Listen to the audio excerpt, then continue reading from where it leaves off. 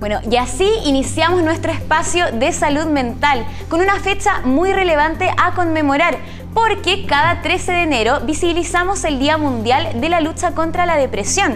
Para hablar de esto, hoy estamos con Jaime Silva, que es director del Instituto de Bienestar Socioemocional de la UDD. ¿Cómo estás, Jaime? Hola, muy bien. Muchas gracias por la invitación. Bueno, muchas gracias por estar acá.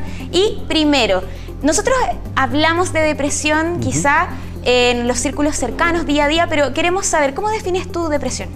Bueno, la depresión es un trastorno del estado de ánimo que está caracterizado por sentimientos de tristeza, desánimo, desesperanza, que tienden a ser muy persistentes y que de alguna manera le impiden a las personas seguir con su vida normalmente. Perfecto. Y existen muchos mitos también que rodean el concepto de depresión, porque de repente hay gente que se siente triste quizá por un periodo largo de días y asume de inmediato que esto es depresión, pero no es así necesariamente, ¿verdad? Bueno, esa es una buena pregunta. La verdad es que, en mi opinión y de muchos investigadores, la verdad es que efectivamente existe un sobrediagnóstico. ¿Ya? No hay una clara definición de depresión y partiendo de ahí ya es difícil como dar respuestas muy claras. ¿No es como que alguien podría identificar de inmediato depresión en un caso? No, es difícil. Se requiere un análisis clínico importante, reflexivo y lamentablemente muchos de los diagnósticos se hacen en base a instrumentos que han tendido a tratar algunas experiencias que son de la vida cotidiana como experiencias que son equiparables a una enfermedad. Eso se llama medicalizar un poco la experiencia emocional, ¿ya?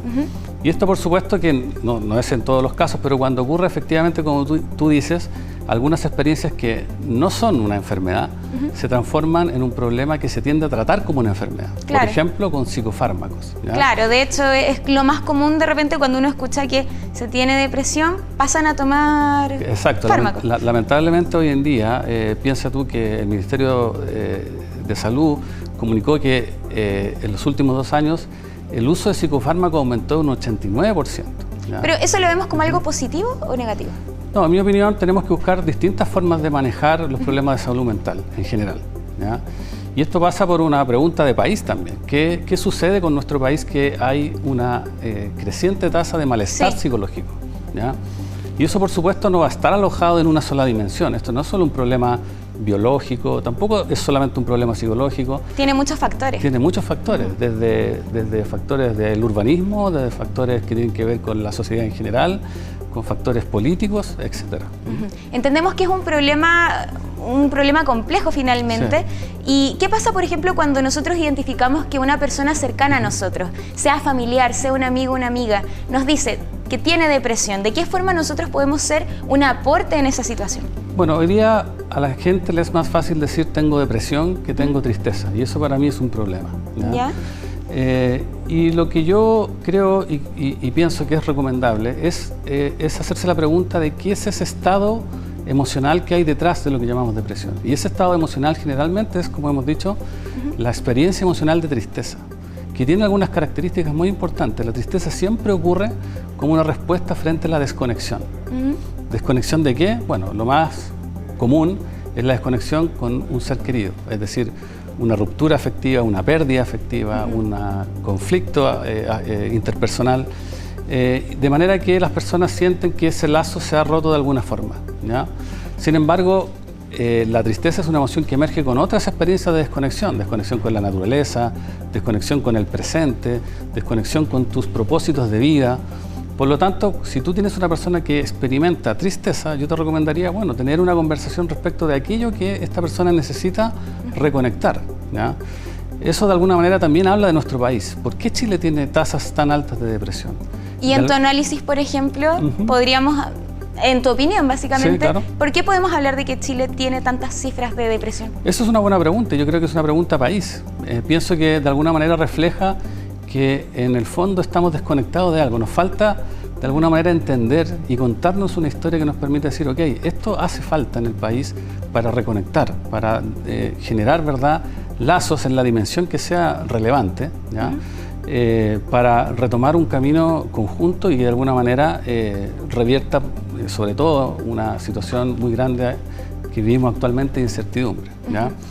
Sin embargo, pienso que es una respuesta donde estamos todos los profesionales, toda la población en general, llamados a buscar una respuesta compartida a esto. Porque esto se trata no solamente, como digo, de una enfermedad, sino que también de un Chile entristecido, creo yo. Sí. Bueno, es importante también identificar esta enfermedad como algo importante que está ocurriendo acá en el país. Sí, es importante tener la conciencia de que evidentemente hay casos que tienen que ver con este marco amplio que estamos viendo, pero siempre hay que hacer una valoración de la vivencia de cada persona, porque todas son distintas. Hay personas, por ejemplo, una persona, un adulto, tiene razones por las cuales puede sentirse triste y deprimido, que son completamente distintas, por ejemplo, las que tiene una persona anciana, o distintas a las que tiene un niño o un adolescente. En cada etapa de nuestra vida hay cosas importantes y relevantes que si no logramos conectar con ellas, podemos tener este tipo de vivencia. Por ejemplo, las personas ancianas que en nuestra sociedad, por ejemplo, no encuentran un lugar de participación, no encuentran un lugar de cómo hacerse parte. Bueno, eso genera un sentido de soledad y por eso no es extraño, por ejemplo, que estemos en esta situación que finalmente. En los ancianos las tasas de depresión se eleven, por ejemplo. Perfecto, bueno, es tan importante hablar de estos temas y qué mejor forma de hacerlo que en este espacio de salud mental. Muchas gracias, Jaime, por haber venido. Gracias por la invitación. Bueno, también para que ustedes sepan, el Fono 4141 no está solo, no está sola, es completamente gratuito y se puede llamar desde celulares de lunes a domingo las 24 horas del día. A través de ella hay personas que están enfrentando una emergencia o crisis de salud mental asociada al suicidio y pueden contactarse con un psicólogo especialmente capacitado que los va a escuchar y los puede ayudar. Bueno, de esta forma nosotros terminamos este capítulo de